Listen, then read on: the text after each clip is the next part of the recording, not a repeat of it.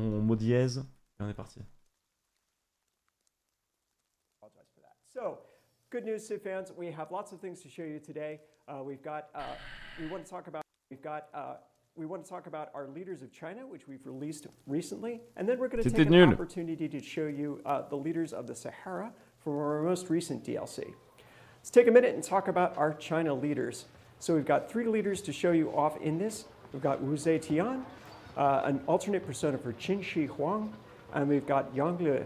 So let's go ahead and let's take a look at our rulers of China. Sous-titres non disponibles. Yang Le, Wu Zetian, and Qin Shi Huang on sait. are the rulers of China in Sid Meier's Civilization 6. Et une nana.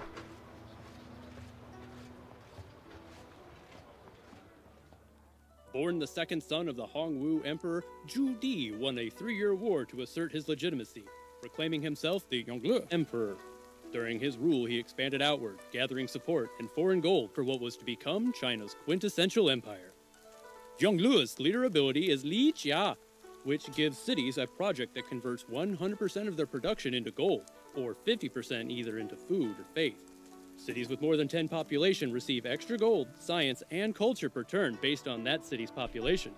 Leverage Yonglu's city projects in your early cities to supercharge their growth and buy what you need with gold or faith. Consider changing production away from projects and towards wonders like the Hanging Garden once they get big enough to start producing extra yields. While Yongle aims to build the tallest towers, J'ai pas écouté. Wu Zetian rules China's courts from the shadows. The first and only woman to sit on China's throne, Wu Zetian rose to power via assassinations, manipulation, and cunning court strategy. She also guided Chinese politics towards a more meritocratic system and away from noble patronage. Her unique leader ability is Manual of Entrapment, which allows her spies to operate 1 level higher and gives her extra science and culture for every successful offensive spy Mais ça, on a déjà vu ça. She also receives a free spy after discovering defensive tactics. On sait tout Use ça. her early spy against your greatest threats to maximize the impact of her ability, as well as to even the score with your rivals. Stealing great works can get you culture On a fast, déjà fait, les gars, ça. stealing a technology might just get Ça, you c'est un des nouveaux chinois, ça, cette compétence. The favor of dignitaries isn't your style. Unifier Qin has a much more direct approach. Qin Shi Huang earned the title of the first emperor of China through a bloody 20-year campaign against 6 other major Chinese states. Unifier Qin's unique leader ability is 36 stratagems, which grant all melee units the Convert Barbarian action. Mais on a déjà ça, mais qu'est-ce qu'on est en train de regarder, je comprends pas. Unifier Qin, then send your waves of fresh troops to wash over enemy cities. Since most of your units can be acquired without production, focus on building wonders for Eureka's and inspirations, and to further boost your military might. Whether from the busy streets, the royal courts, or the barbarian outskirts, how will you rule China in Civilization 6? So there are our new leaders of China. So now we've got some different dynasties represented, don't we? We've got Wu Zetian from the Tang Dynasty. We've got Yongle from the Ming Dynasty, right? And everybody else. Eh, il est pas serein, le mec à droite. Hein. Il fait que trembler et tout. C'est bon, mec. Ça va aller. Hein, t'es pas en train de faire un discours devant des milliards de personnes, déjà. Déjà, premièrement, t'es tranquille, t'es au chaud chez toi, ça va, on parle de Civ. Loves Yongle. We've been seeing people play, and we've seen just everybody having a wonderful time with him in that. And then we've got Qin Shi Huang and his alternate persona. And then, Ed, you were telling me you had seen some amazing gameplay using Qin. Yeah, so we wanted to give a shout out to our community. We didn't Salut, have Ed. a live stream for the China leaders, and I don't think we actually really needed to popularize the live stream, the leaders with a live stream, because our community has done such a fantastic job of talking about and presenting and showing streams with these leaders. One of the most interesting ones was Bosius, who was able to go ahead and... On sera pas là. On sera pas là, les gars. Je préfère vous le dire. Have a stream where he gave himself the challenge to try to win a civilization game without using a single settler founding any cities anywhere in his empire. So we just saw in the video. Et il y a les Français aussi qui essayent de niquer notre jeu. Qin Shi Huang, with the new alternate persona, has to convert barbarians to his own cause by using up one of his regular military units to do it. Normally in the game, that ability is something like a religious unit might have, something like that. So he can do that with any military units. He can build up an army very quickly. Boethius challenged himself to do that in the zombie mode of the game, where the zombies are considered barbarians as well. So there's just this huge opportunity to get this massive steamrolling effect. And so he found the right camps. I was just watching this the other day, and soon had an army that could take on Dido, conquered her empire, and just rolled to victory from there. So congratulations to him. So we're going to talk today about the leaders of the Sahara. So this is fun. Andrew, we've got the opportunity to talk about our first leader, and this is Ramesses. So if you know one Egyptian pharaoh, you know Tutankhamun. If you know two of them, you know Ramesses. Il n'y a pas de sous-titres. Right, and Ramses is probably the most significant pharaoh of the most significant time period in Egyptian history, in the New Kingdom. And it's worthwhile to take a moment and just think about the scale of history here. So Ramses lived about 3,200 years ago, and the pyramids, if we think of those as the iconic Egyptian structures, those were already 1,500 years old by the time Ramses was born. It's going to be another 1,200 years from Ramses to Cleopatra, and then of course 2,000 to us. And when we see the scale, even of when we break it apart into different kingdoms, any history of the United States or other nations oftentimes will just look like a tiny flicker of light in just the scale of time here. Egypt is really something else. It's pretty amazing. So let's take a look at our game where we're playing as Ramses right now. So Ed, what's the situation that we're looking at in the game right now? Okay, so we're 24 turns into the game, but boy, a lot has happened already. We were able to go just exploring around the map, found a goodie hut that had a relic in it. The relic was able to provide us the faith we needed to get a pantheon established. The pantheon we chose, very appropriate for Ramses, is the Monument to the Gods pantheon, so we get plus 15% towards building wonders early in the game. And so we're off and running with the Ramses type of gameplay. So let's look at Ramses' ability. And it is named after his great monuments built at Abu Simbel, up the Nile River from his capital, which is Thebes. Abu Simbel. Bon les gars, on va mettre le bonus d'Ayutthaya sur un perso. Puis voilà. Puis on va booster le truc à 15%. On va booster le truc à 15%. Ouais, ça va être bien. Ça va être juste bien. Gagne de la culture égale à 15% de la construction fini quand on finit des buildings. Voilà, c'est fini. It's a different capital than we have when you're playing as Cleopatra.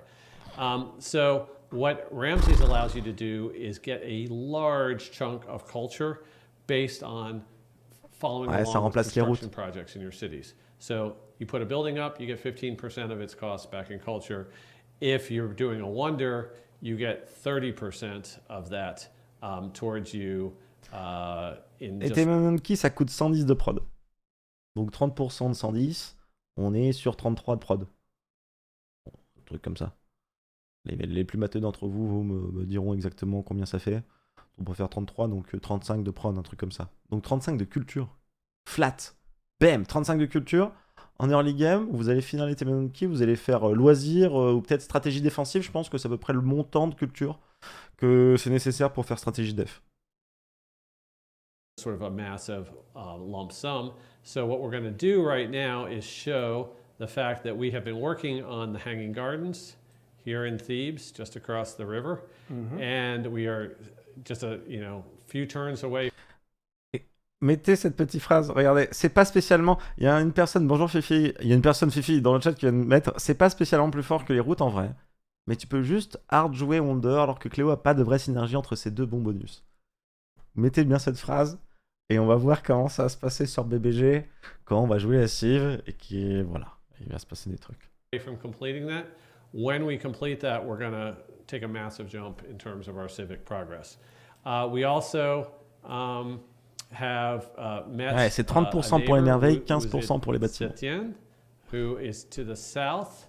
So I don't think she's going to bother us much, but what we want to do is we want to make sure we propel ourselves to a golden age, because with a golden age we can do things like use faith and gold to buy workers and so forth. Il va gagner 32 culture. So what we're going to do is Tour 27. progress here, Tu as take gagné out some of the 3 tours de culture barbarians, quasiment. and establish Ramses with 2 or 3 wonders to see how far we can power his culture up. Gotcha. So while Ed's doing that, Donc historically, si, c'est plus fort. we Fifi. don't have a ruler in Civilization 6 who's in roughly the time frame of Ramses, right? No, you've got to go a ways back before you hit Gilgamesh in the sort of. Ah non, arrêtez, dawn arrêtez of de bouger vos history battes. and, Arrêtez de Sumeria. bouger. And you've got to go Arrêtez de bouger. just about 1,000 years into the future before you hit Cyrus, who's the next kind of candidate in history. So there's not a good historical pairing for Ramses here, although regionally, Egypt in his time period made incursions down into Kush, which is Nubia, and who's also in our game. But Amenhotep is much later. Yep. Much later. Yes. But the world of the Il est en Bronze Age 1v1, that Ramses histoire de was pas se living faire in, deny it was les a wonders, c'est pretty pas con. dynamic time. I mean, there C'est pas were con, il a pensé, le mec. superpowers, there were regional powers. It was a world connected by trade. Yeah, we oftentimes think about worlds going from less to more complexity, and that's just not how history usually works. So the thing about bronze is that it's not, you can't just mine bronze out of the ground. Nope. Bronze is an alloy of copper and tin and sometimes some other things put in. So you need to get sources of all of these different metals together in order to produce what can be oftentimes a very sharp, very durable, Ouais, je pense que ça marche aussi, enfin. long-lasting thing. And to do that, you need stable trade networks, you need empires, or you need some kind of assurance of safety. That existed at this time until it didn't. So it's perfectly fine to be a warlord, expecting your bronze from Cyprus and your tin from somewhere in what's going to one day become Afghanistan. But as soon as those trade routes get disrupted because the Hittites have decided to have a civil war for some reason, the world gets a lot more unstable at that point. Right, and you mentioned the Hittites. That's a group that lives in live in Western. Pourquoi on a parlé de l'Afghanistan là tout d'un coup? J'ai pas suivi le leader du Sahara. Right now, and that was the Hittites were Ramses' biggest rivals in the region.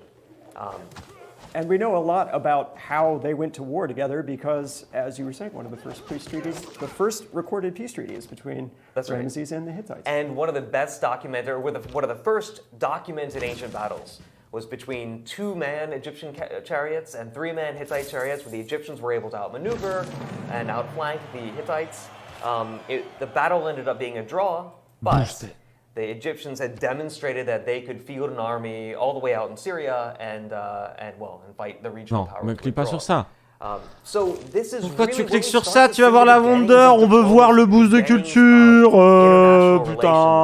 relations Prends Pingala, t'as la as a culture et la historical science. And you've got kings writing to each other in different parts of the world. My brother, send me ivory and send me gold, and I will send you copper, and I will send you my daughter, or conquered. Grosse slaves or nouille. whatever. I mean, and we have records of these. I think that's the amazing part of this world, that we still are able to see glimpses of it years later. Yeah. I remember one of my one of the happiest times I had representing our games. I was actually at our Paris office, which is very close to the Louvre downtown, and I had a couple of hours evening available. And I was lucky. I was the one night the Louvre is open late, and I was able to go and see the Egyptian wing of the Louvre and what they have on there. And again, you get a sense of this span of time that's involved. You've got artifacts that are 3,500 years old and still recognizably Egyptian, and share continuity with things that are coming from a Roman Egyptian era. Understanding that these objects are touched and known and built and created by humans so long ago is really affecting. Exciting. All right, so Ed, you just built the Hanging Garden. So We did, and we were working on a military tradition civic, and I believe it should be complete once we come out of the screen. Now we're finding out something interesting about Wu Zetian in this game, because normally she has an agenda that is related to espionage, I believe, and we have triggered a different agenda. This is obviously the random agenda that's been assigned to her, and she obviously is worried about us becoming the preeminent builder of wonders in this particular world. Something that we normally do associate with a Chinese ruler, but not with her. Right, so it just happened that she got his agenda, the Chinese-ness just Montrez-nous, is arrêtez, from ruler to arrêtez, ruler, montrez-nous and maintenant. we're going ahead and seeing it come out with her as well. Okay, so we have a question from chat. Ouais, je pense que tu peux avoir drama super tôt. Got those sweet chains from. Has he been working out with Gilgamesh? Ramses does creatine, and Tu he fais generally stonner jardin lifts on sus. Thursdays, Oh là là là Wednesdays, là. and Fridays, depending on the flood of the Nile. Stonner, Tune j'étais into our mon cul. social media channels for his progress and his particular Ouais, workout. fais des I think chevaux, you'll ouais, find it c'est absolutely une bonne idée. So Tu fais des chevaux we're going pourquoi? to continue to- Ed, tu connais ton jeu? C'est toi qui l'as codé? Tu vas faire des chars lourds dans 6 tours? C'est ça ton projet? Pourquoi tu mets la carte? Hein? Je suis en train de gueuler. Il est 18h46, la fenêtre est ouverte. Ed, tu m'énerves? Tu m'énerves. Tu m'énerves. To keep going here. So Ed, what have we got Yeah, going so what on we're going next? to do now is we're going to try to put a couple more wonders in place, which I think we're in good shape. We cleared a barbarian camp, so we're in good shape for our Golden Age. We've already accomplished that. So we're going to go ahead and put Etemenanke here near Thebes. We'll end up with 2 wonders next to each other, which will make for a great place for a theater square. We've already pinned that out. Yep. And then in Racadet, we are about to finish a granary. Non, on va devoir and then attendre we'll 10 get minutes là the qu'il Great fasse sa Bath petite started. game avec le leader du Sahara pour qu'on enchaîne avec un deuxième. From YouTube wants to know what is the language that Ramses is speaking in game. Yeah, it's always difficult to get S'en fout. let's kind of resurrect dead languages for the purposes of the game. Ramses is speaking the dialect of ancient Egyptian that was present during the New Kingdom. Okay. So getting that language down involves bringing in scholars. I speak some things, but ancient Egyptian is not one of them. Bah nous, on fera un mode, on le fera par les Chinois, voilà, juste pour vous énerver, juste pour vous trigger, voilà, on fera spécialement pour vous. Getting scholars in, having vous pourrez rien dialect faire. and things like that, and you know, recruiting actors from areas. Sometimes that helps. In this case, it's that again the scale of time is such that you really sort of have to recreate the language. That's pretty amazing. Now, Andrew, you were also, not only are you the historian doing the research, but you do all or most of the the scripts for the leaders. So I think it would be actually great if you could, as we go through some of the gameplay, we'll see some of these leaders. Non, we pretty Alex, much have malheureusement leaders non. only from the leader pass that we're showing here today. I'm not sure whether you remember what you were thinking when you wrote some of these lines or what your process is for writing that, but anything you could share with that Sure, along those I lines can would be tell you great. about the personalities here. I mean, Ramses is, he ruled until the age of 90 from his teenage years. C'est marrant, vous voyez, les bonus, ils s'en ont pas parlé. Tu vois, ils voient, voilà, on a mis ça comme bonus, on s'en a rien à foutre. Par contre, alors, on a vraiment beaucoup réfléchi à la langue qu'allait parler Ramsès. Ça, c'est un truc, ça nous a pris du temps. Donc, vous voyez, la logique de construction du jeu est complètement différente de notre envie à nous. Anything C'est pas pareil, except c'est pas... command. And you should feel that radiating off from him. He should be a little arrogant, a little haughty.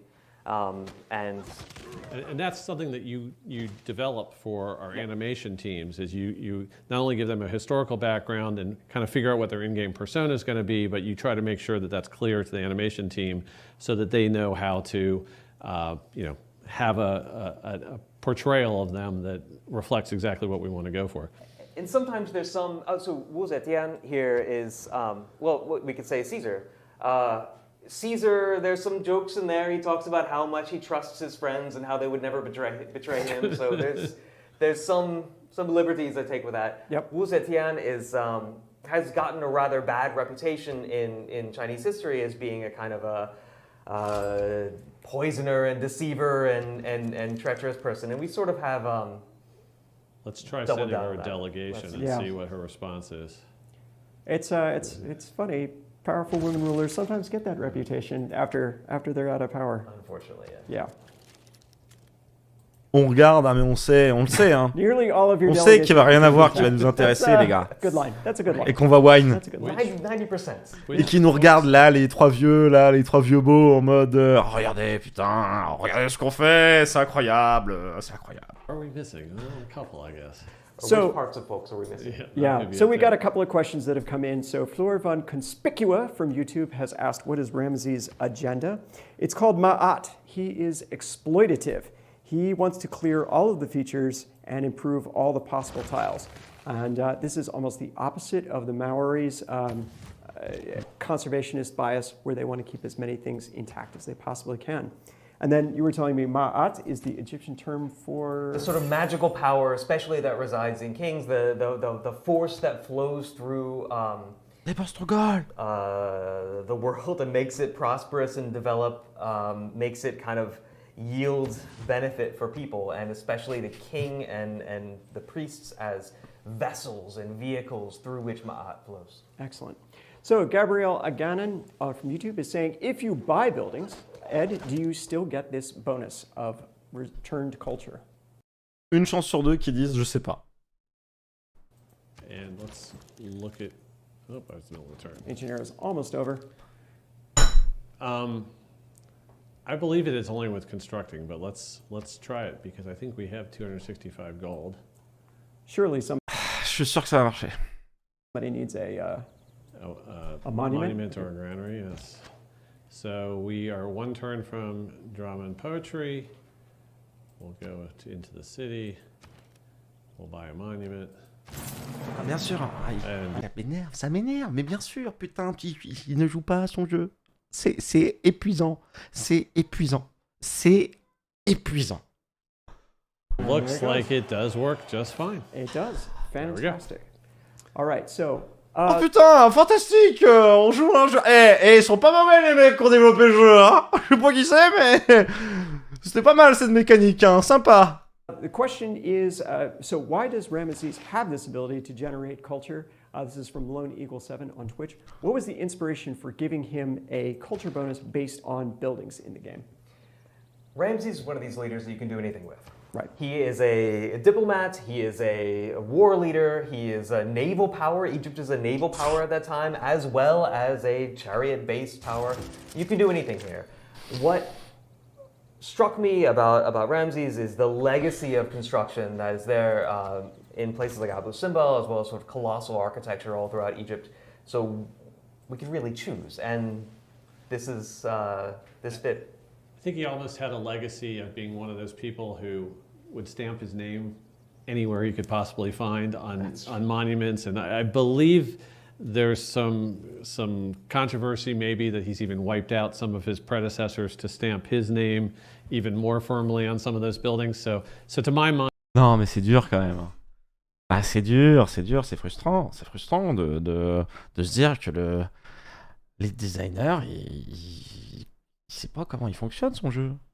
En vrai. Il nous avait déjà fait ça la dernière fois. Hein. You know, he's all about proclaiming his magnificence and establishing his culture and his rule through what he's able to put up as permanent monuments to himself. The Percy Shelley poem Ozymandias is about Ramses. That's his name in Greek. Yeah, that's right.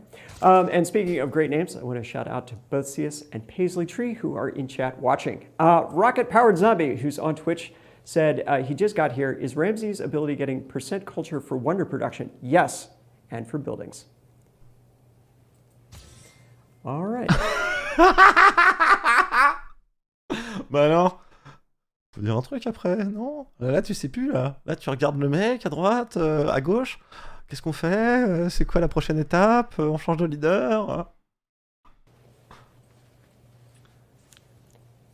Okay. So, we're going to take a break real quick. We are going to go ahead and we are going to show you our first look for our Saharan leaders in... Ah là là, mais les gars, vous êtes pas bons, Just a moment here. But before we go, if you had to pick one leader in Civ who would be a good counter for Ramesses, who would you pick, Ed? I think we've already talked about him with Qin Shi Huang. Yeah, classic. Because, you know, obviously, in this particular game, Wu gave us a little bit of a hard time about competing with her for wonders, but he's always going to have that agenda. He's always going to see Ramses as a big threat. Those two dueling off in a wonder race, you know, I'm not sure who I would want to put money on because they're both very, very good at it. But, you know, I think those are two natural antagonists. All right. Il donne des conseils de match-up. Let's look at our non, mais c'est incroyable. Of the Sahara. Their first... Je m'attendais trop pas à cette question. Ramesses II, allez, deuxième. and Ptolemaic Cleopatra are the rulers of the Sahara in Sid Meier's Civilization 6. Ah putain, hâte d'entendre le match-up. Also known by the Greeks as Ozymandias, Ramesses II ruled Egypt for almost 70 years. Ramesses' agenda is Ma'at, which influences him to prefer sieves that clears and improves tiles in their empires.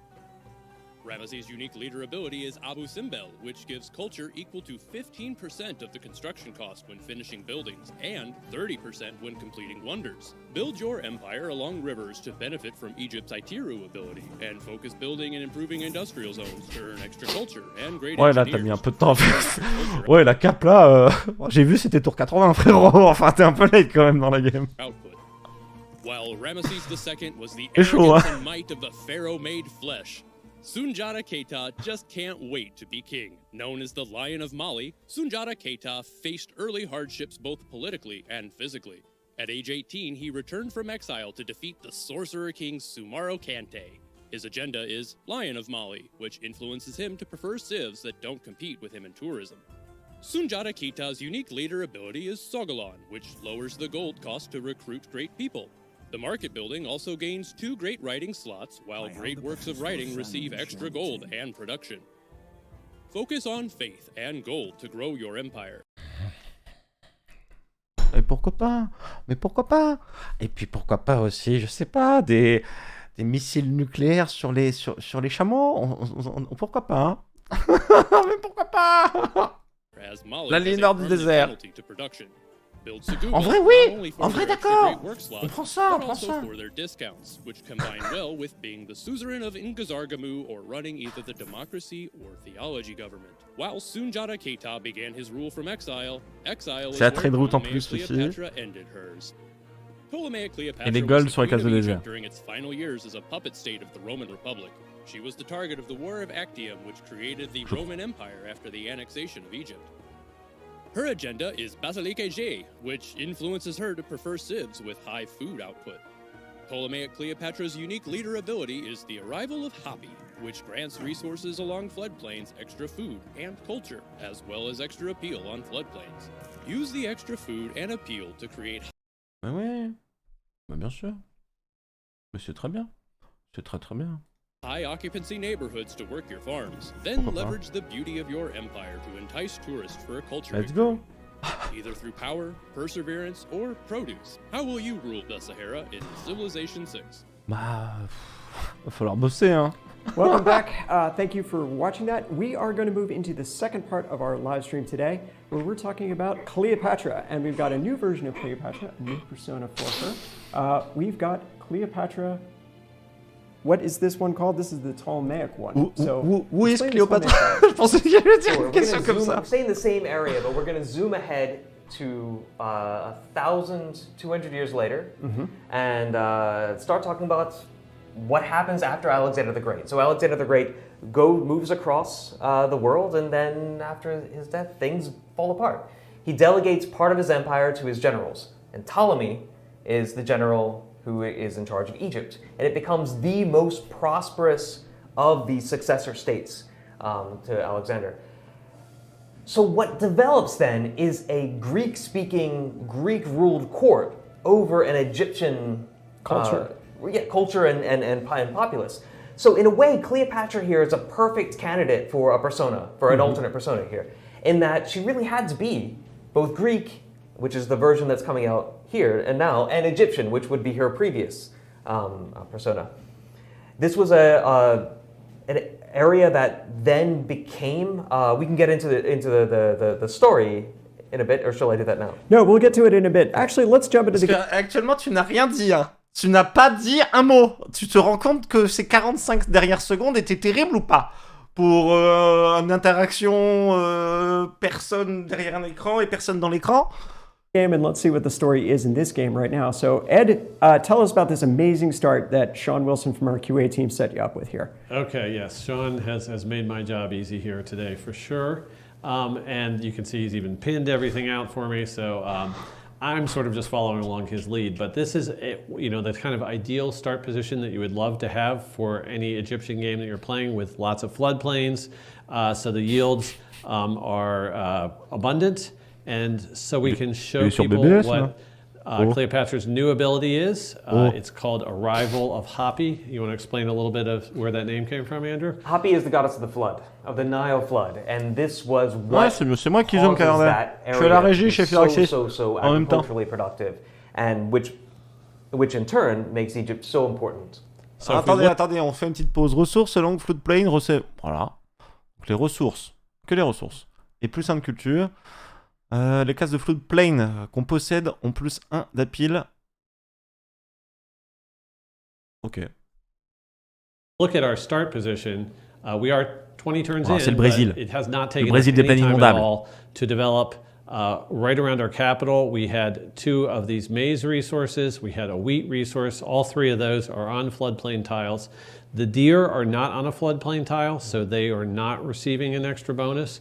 But the bonuses we're getting from those first 3 tiles are pretty incredible. You can see the barbarians to our south have realized how fertile and rich our homeland is, so they are trying to take it from us.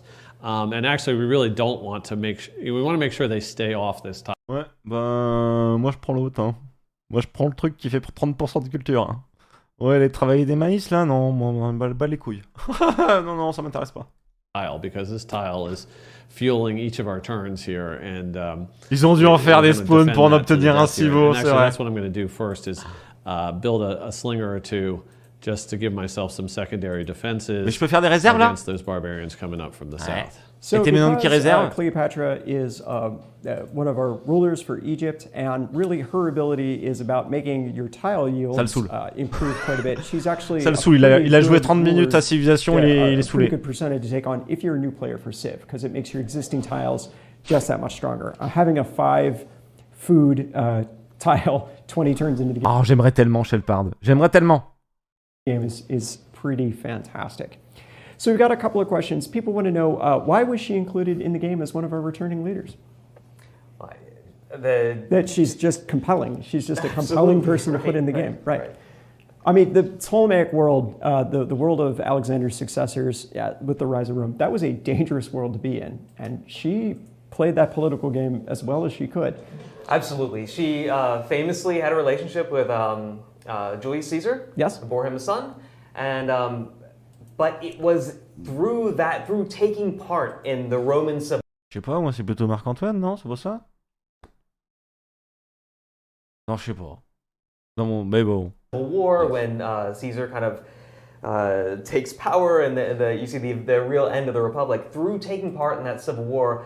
Oh, yeah. That's going to be Ptolemaic Egypt's downfall. Mm-hmm. So she allies with Mark Antony later on during that civil war, and eventually Augustus. Non, mais d'accord, mais vous avez plutôt pas une représentation de Cléopâtre avec Marc-Antoine? Ou plutôt avec Jules César? Je sais pas, moi, pour moi, c'est Marc-Antoine. Je sais pas. Caesar comes. La fin de l'Empire et tout, la chute, la merde. In and takes most of Egypt for himself, not for Rome, for himself. For himself, it's which further consolidates Rome as an empire. Fantastic. Yeah. And I think if you just look at sort of the wonders we typically include in Civ, and now we have Julius Caesar himself coming in with the leader pass, but you know the Library of Alexandria, the Great Lighthouse, all were created during that Ptolemaic time period. Alexandria became, you know, sort of one of the preeminent cities le saint, il est pas là tout de suite. So just shine an even brighter light on that time period. I think it's all stuff that fits in perfectly well with Pourquoi il y a qu'une ville? In the game. So we have a gameplay question from Gum Gum Balls. He would like to know, is it correct that the farms will also get tourism after the flight civic is discovered? Or the flight tech is discovered? J'en sais rien. Il en a aucune idée. 0%. Il n'y aura pas la réponse. Je pense qu'il va même aller dans l'arbre de tech et les regarder flight. En mode, comment ça? So that usually comes if there's any kind of culture ability. Yep, provides tourism after researching flight there at the bottom of the Sphinx. All right. Okay. C'était marqué dans le tooltip. Oh, that's for the Sphinx. I apologize. It's not for the resources along the floodplain. Gotcha. Okay. And we got another question. This is from Great Knight J on Twitch. Was it Cleopatra who was one of the first Ptolemaic rulers to actually speak Egyptian? I don't know. I don't want to. I definitely don't want to commit and say yes. Actually, she was the first, because then obviously somebody is going to say, well, What about Cleopatra, the previous Cleopatra? 923rd, yeah. Yeah. But she definitely did. She was able to walk that line between being Egyptian and then being Greek at the same time. Wasn't there a phenomenal number of languages that she did have some familiarity with it? I think it was at least, 3 or 4 or something like that. I'm not sure. I do remember. Commence à dire des trucs. On peut commencer à tout dire après. Non mais on n'est plus sûr de rien, voilà. Alors on fait un jeu, c'est relié à l'histoire et tout apparemment. On fait vraiment un focus sur ça, mais après on part en couille. J'ai l'impression que ça peut partir à tout moment. Reading up on her and being super impressed with not only all of her other abilities, but her linguistic abilities as well. Yeah.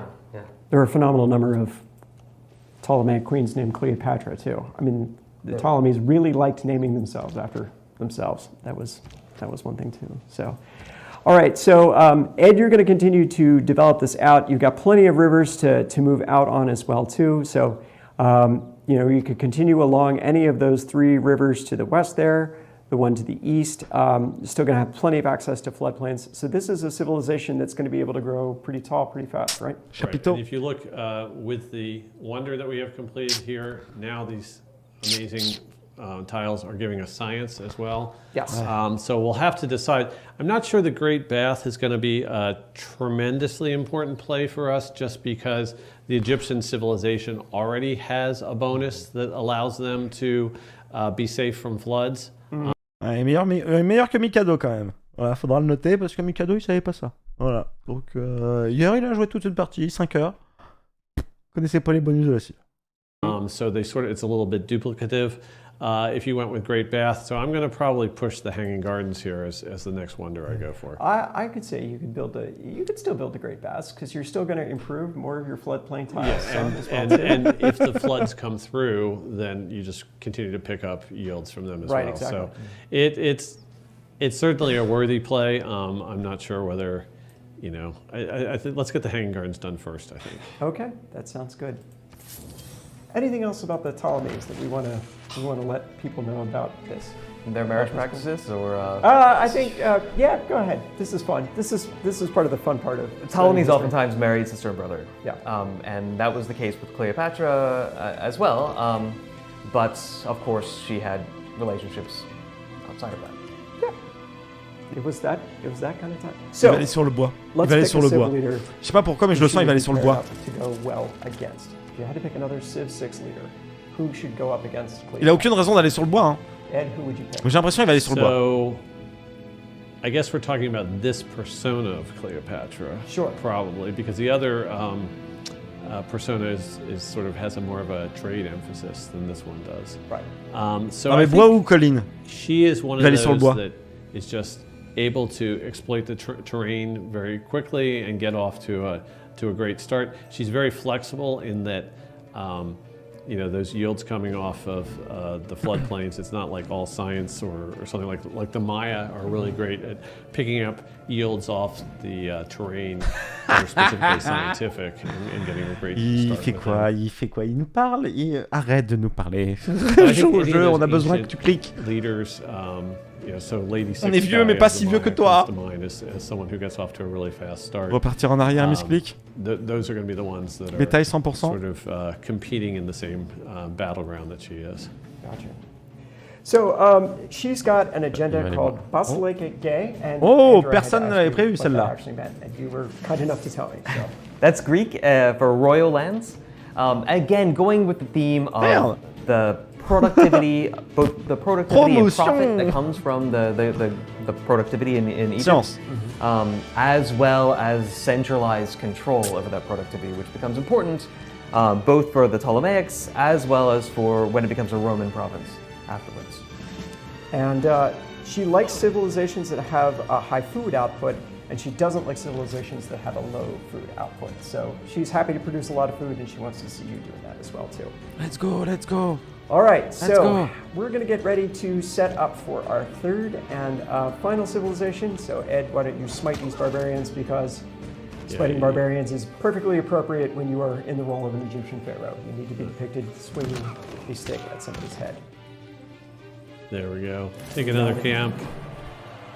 Establish a new outpost on a new river.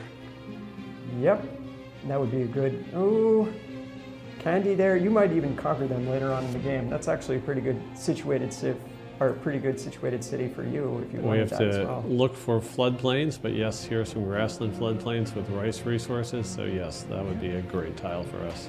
Potentially one to conquer as well too. All right, so we're going to get ready to go from Egypt to the opposite corner of the Sahara as we get ready to talk about our third civilization. This is Sundiata Keita of Mali. And c'est nul cette civ, il a pas joué au jeu. Il a pas joué au jeu, le mec. On nous donne une civ qui a de la pile en plus, il a pas joué autour de la pile.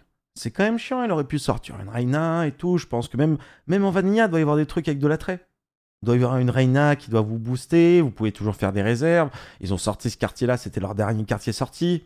Putain, le mec, il a rien foutu, il a placé une merveille, on l'a vu récupérer un camp barbare. Il n'y a pas de volonté de nous montrer de gameplay. Il n'y a pas de pensée sur le gameplay. Andrew, l'attrait, c'est sur Liang. This is a fun civilization to talk about in an interesting part of the world. But l'attrait sur Floodplain, en vrai, c'est bien, non? Sure, and we're in fact a little bit south of the Sahara down. Je sais pas, tu peux avoir peut-être un opening réserve, hein? Peut-être, hein. Tu joues en catastrophe 4, à mon avis, ça peut être sympa, hein. T'as des réserves qui sont sur la plaine inondable, t'as des petits sphinx qui sont à côté qui te permettent de faire de l'attrait en plus parce que les sphinx ça fait plus de dapil. Donc pourquoi pas, ou plus 1, je sais plus. Into areas of the Sahel and the Sudan, not the country Sudan, but the belt that lies underneath the Sahara. Sundiata Keita is the founder of the Malian Empire. This is one of a number of different kingdoms that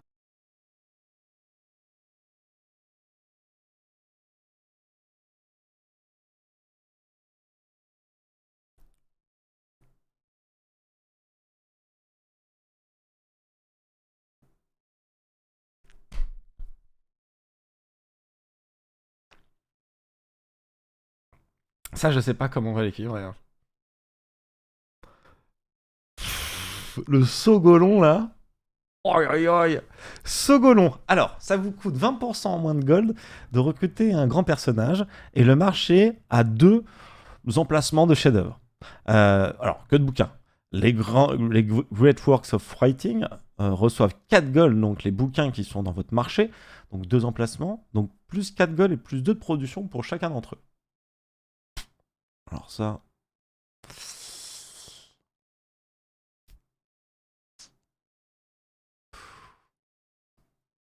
T'enlèves. Ah non, mais que le marché, il ait 2 slots. Ah, c'est trop fort. Ah, c'est beaucoup trop fort. Ah, les gens se rendent pas encore compte, mais c'est beaucoup trop fort. Bah ouais, on va faire quoi? On va faire une place de théâtre dans la cape, dans la ville où il y a le plus de prod, et tu vas enchaîner les projets, et c'est tout. Et tu vas faire des marchés, tu vas enchaîner le projet de place de théâtre. Dans une ville qui va destiner à ça. Ou alors au fur et à mesure, tu vois, avec un petit discount de temps en temps, histoire de rigoler. Et tu fais pas tes amphis, t'en as rien à foutre. Oh là, t'es tranquille. Les amphis vides. On n'a rien à battre. Oh là, donc... Alors ça, je pense qu'il faut enlever, hein. Ou alors mettre un bonus ridicule. Genre plus 2 gold par bouquin. Voilà. Voilà. Plus de gold par bouquin. Mais déjà, juste que le marché ils reçoivent des emplacements, c'est très très fort. C'est que des bouquins, donc c'est déjà ça. Mais bon. That came up both before and after Mali. Les acheter les bouquins. Ancestor, or he's the predecessor of Mansa Musa, so this is coming in before that. And he's got a very interesting backstory too, which I can go into maybe when there's a moment. Yeah, let's jump into that in a minute. But first, let's take a look at his abilities. So, Ed, tell us about how we're going to play Sundiata here. So, in general, the Mali sort of are a civilization. Attention, prenez note là, les gars. Eh, on sort le stylo, on sort le papier là. Il va nous donner un BO. That are along the lines, sort of I think the first civilization that we ever created along these lines was all the way back in Civ 5 when we put Venice in and created a civ that became a superpower just because of their wealth and their ability to purchase things through, through gold. So the Mali worked that same way, on s'y croirait. but here now in Civ 6. And one of the great strengths of them is abilities to pick up gold and other wealth as fast as possible. And that's because they do have a production hit that they take trying to build things sort of the normal way. So if we look at his particular ability, he's going to be able to use gold super effectively to recruit great people, and he has the ability to add great works of writing. You can explain a little bit of the backstory as to why great works of writing are associated with him, but that's going to reward him with even more gold that's going to continue to power this sort of economic engine. All right. So, Andrew, we've actually got a new language being spoken with Sundiata. So, tell us about that. Yeah, so the language is Maninke. Je crois qu'ils ont essayé de débloquer le plus de quartiers possible avant de pouvoir voir l'utilisateur. Je crois que c'est pas possible d'avoir plus de quartiers. Là, il va y avoir mathématiques et drama dans 3 tours. J'ai vu qu'il y avait la réserve, le campement. Si, on peut acheter les marchés à la fois. Hein. And we had an actor, a Malian actor who's a Meninke speaker, which is different from Mansa Musa speaks Arabic. Right. And this was a chance for us to take a new language and kind of bring it to your ears as well. And it's also appropriate because it captures this area before Mali really gets keyed into the trans-Saharan trade networks, really gets keyed into the Muslim world. This is the moment before that. Right. And so for Mansa Musa, because the story of his Hajj is so central to his legend, his myth, and the way that he comes to us through history, it made sense for him to be speaking Arabic, but it's neat to see the native language being reflected in this case as well, too. Non mais frérot, le temps qu'il va sortir là, ton district, heureusement que t'as des 1-3, hein. Aïe aïe aïe aïe aïe, c'est dur, hein, les gars. Putain. So let's take a look at this situation. Ed, we're going to be trying to roll between great people and gold here in the game. So what's the setup? Ouais, et il a pas assez de quartier, le con. That you've got going for us right now. So the first thing we want to do is really get our unique district, the Sugaba, up and going. That's a commercial hub replacement, and so when we put markets in place there, if you look at when we were looking at the ability for the leader, we actually get great work of writing slots in the market, so we can continue to, and those works of writing are very, very profitable for us, so we want to fill them as quickly as we can. So what we're trying to do here is get markets up, established in 2 cities, and then start trying to roll through as many great people as we can, specifically great writers, so that we can get those great works of writing. Fantastic. We've actually got a question from Sukratak on Twitch. Hi, Sukratak. Really curious why the culture focus for Sundiata instead of the militaristic focus, given the content of the Epic of Sundiata. So, Andrew, take it away. Sure.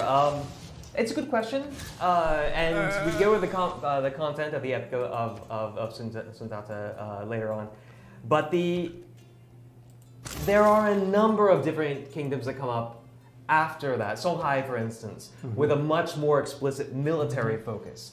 In this case, yes, there is this sort of reconquest of Mali. There's the kind of establishment of the kingdom that has some military parts in it. But what you're really doing is create. Là, on joue en ligne. Qu'est-ce qui se passe quand on va pas pouvoir poser la theater? Moi, c'est ça ma question. Voilà.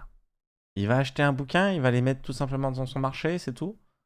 Voilà, ils s'en bat les couilles. Creating the legitimacy of rule and culture in the game oftentimes has to do with technologies of rule, philosophies of rule, which is really what the Epic is about.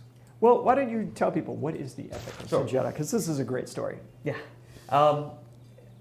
The story goes like this, and it's a story that's told by the Creole, which is the kind of the traditional poets of West Africa, of Mali in particular.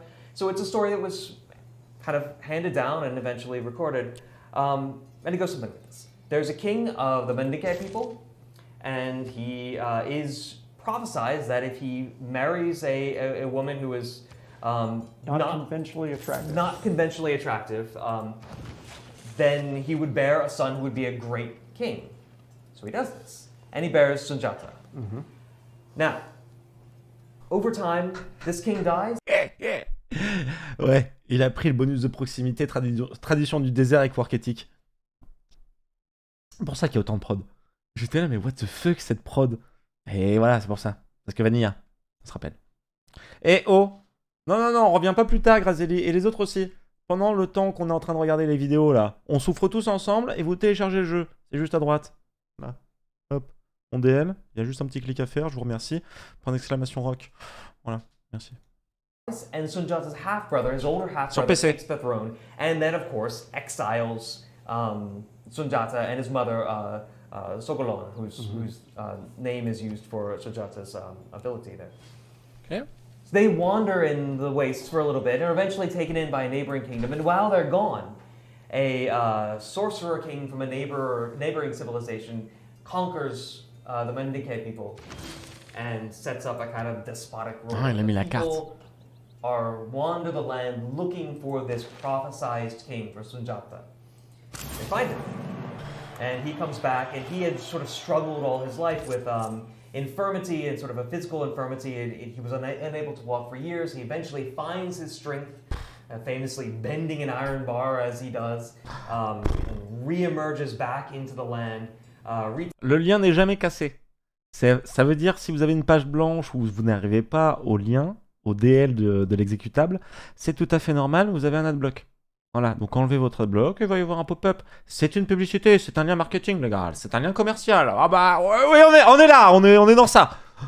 He takes the kingdom and then is crowned Mansa. And crowned Musa, right? No, Mansa. No, Mansa. Right, yeah, you had it right. Yep. Sorry. He's crowned King of Kings. Right. And sets the basis for this empire that will come. Yeah. And so that also speaks into kind of why culture there is the focus, as well as reflecting the legacy of the epic itself. Fantastic, great answer. All right, Ed, what do we got going on in the game? So we are rolling with great people. We got a great scientist right away that was sort of just coming our way based on the way the save had been set up. So we got 3 tech boosts out of the great scientists. We just earned a great merchant because we're doing so well at getting markets established and commercial hubs established early. This is a merchant that allows you to go out into a tile and bring copies of that resource back into your empire. So I'm sending him out to the east because we have heard that this fur type of coat or garb might be something to be an interesting addition. We don't have any of them in our kingdom at the moment. We're also working on some wonder building. So we have Petra underway here. It's almost obligatory if you're playing Mali. You're always looking for a place to put Petra. And I went ahead and took the ability to buy a great writer using faith. So that's part of Sunjata's abilities. And you notice right away that unusually the market tiles are lighting up as valid places for me to create great works of writing. Typically that would only be the palace at this point in the game. But even here, before we have theater squares, we can get that going. Right.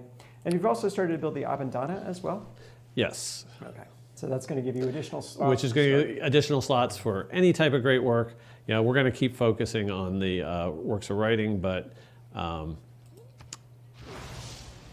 we might find some other great works as well. It might happen.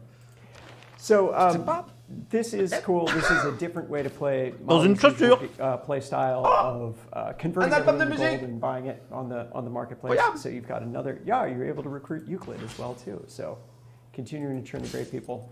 So this is going to be a civilization that kind of runs afoul of Pedro and his desire to see cool people come to Brazil. Will he not? So. Yep.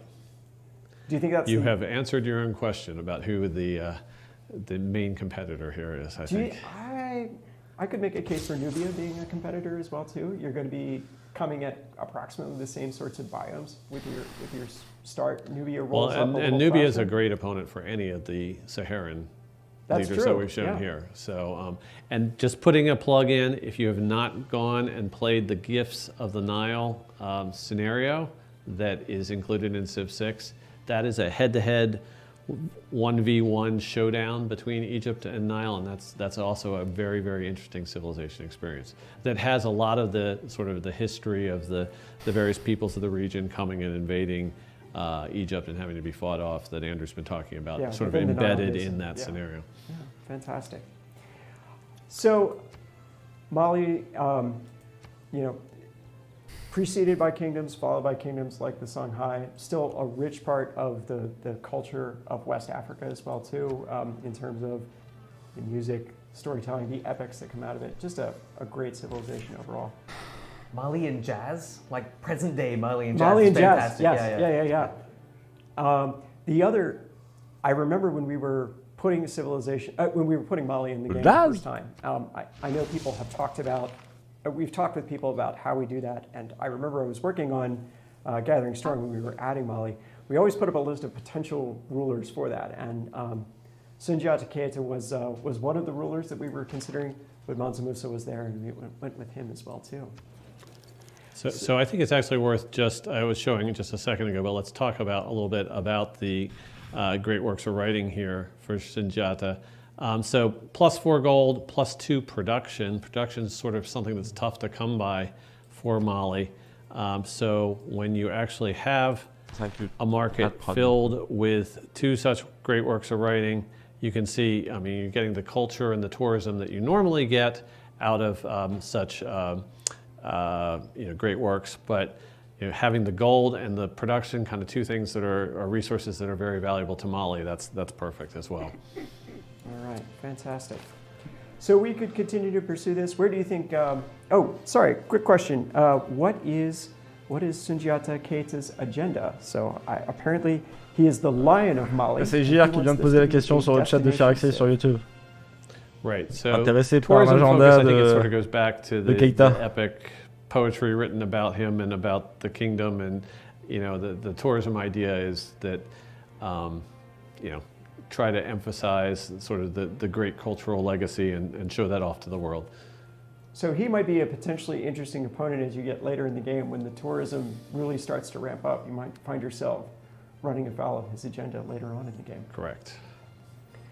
All right. So this has been a look at our rulers of the Sahara coming for Civilization 6. Quelqu'un pose la question dans le chat. Ah, on n'est plus en direct. Ouais, on n'est plus en direct parce qu'on a trop pause. Et quelqu'un aurait pu poser la question dans le chat en mode mais du coup, Anchan, on fait comment?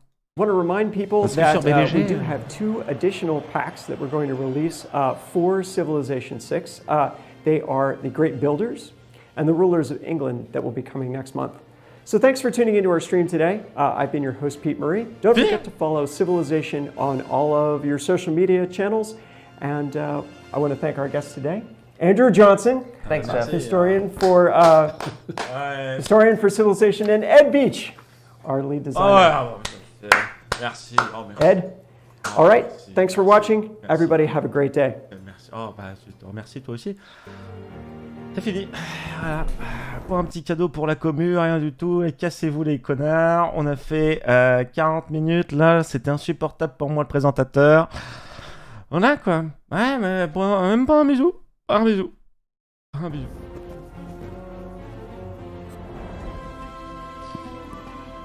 C'est tout. That's great. Donne-moi un truc. Oh, le son de la table de mix, les gars. Coupez les micros, putain. Great, that was good. Cool.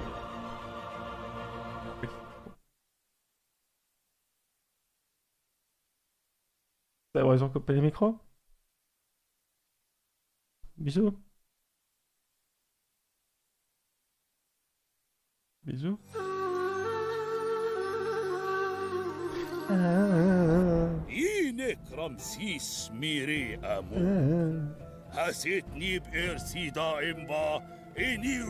On les a bien baisés encore. Allez, on retourne rien foutre. Voilà, comme ça c'est tranquille. Bah bien sûr, ils sont tranquilles. Hein. Il y a Reg qui me dit t'es dur, je trouve, c'est un DLC gratuit, on devrait être content. Non, je suis désolé. Je propose que tu me donnes quelque chose de... C'est pas parce que tu me donnes de la merde que je vais être content, même si c'est gratuit. Ouais, moi je pense que c'est de la merde. Moi je pense que ce qu'ils font, on fait pareil.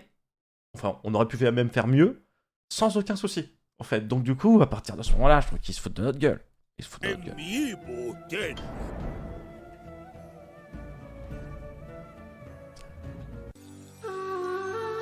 Et puis pour nous, c'est gratuit, mais pas pour tout le monde.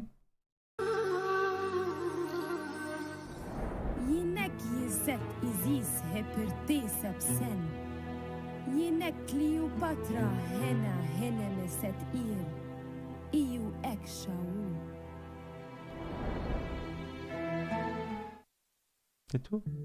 Moi, je reste jusqu'à la fin.